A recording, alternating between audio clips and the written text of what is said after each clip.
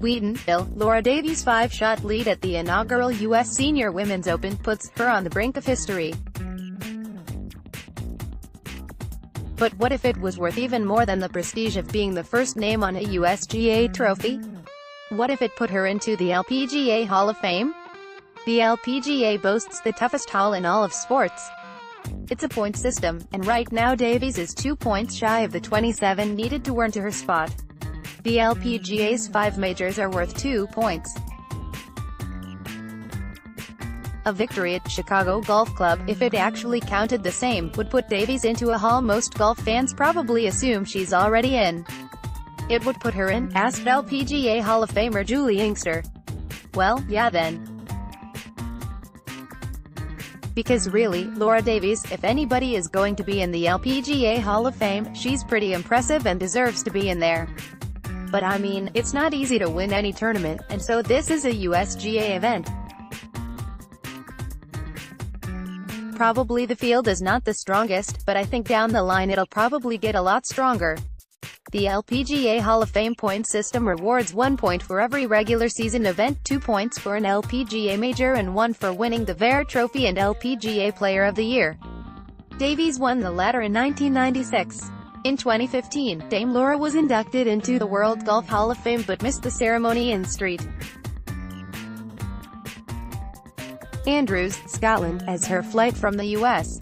Women's Open was delayed. The 54-year-old Englishwoman has 84 professional titles worldwide, with 20 on the LPGA, including 4 majors. She's won 45 times on the Ladies European Tour and competed on 12 Solheim Cup teams. Hollis Stacey believes the Senior Women's Open should count toward the Hall of Fame, pointing toward the fact that several of Bobby Jones' major victories were amateur events. I would vote for that, said Amy Alcott, who benefited from a change in LPGA Hall of Fame criteria 20 years ago. Davies herself isn't a believer, however, saying the best players in the world aren't here. And while that's true due to the 50 and over age limit, for a player to get to this championship and have a chance at the Hall of Fame, like Davies, she must have already amassed an incredible LPGA record. The LPGA Hall of Fame criteria also includes a minimum of 10 years on tour.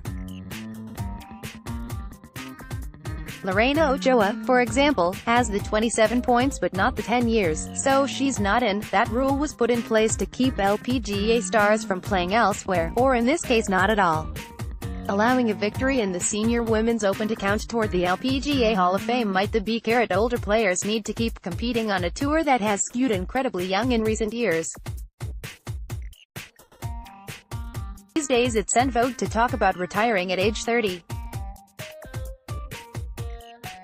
Imagine if Christy Carr, for example, found herself in a similar situation as Davies 10 years down the line. The first U.S. Senior Women's Open has been special in countless ways, and the hope is that its success will boost the struggling Legends Tour, which currently lists only 5 events on its schedule. This championship does not have the feel of an exhibition. Players are grinding for that $1 million purse. The crowds here are better than some LPGA events. The winner of the Senior Women's Open gets $180,000, only $60,000 less than the winner of this week's Marathon Classic on the LPGA. Perhaps it's worth at least 1 point, the equivalent of a smaller regular season event on the LPGA. The LPGA's 27 club prides itself on being exclusive. It's an elite club, to be sure. But is that really what's best for the overall growth of the women's game? Rosie Jones believes it should count, along with the Senior LPGA Championship held in French Ligue 1. If the LPGA is not recognizing either one of these, said Jones, then I'm thinking shame on you. It's at least worth a conversation.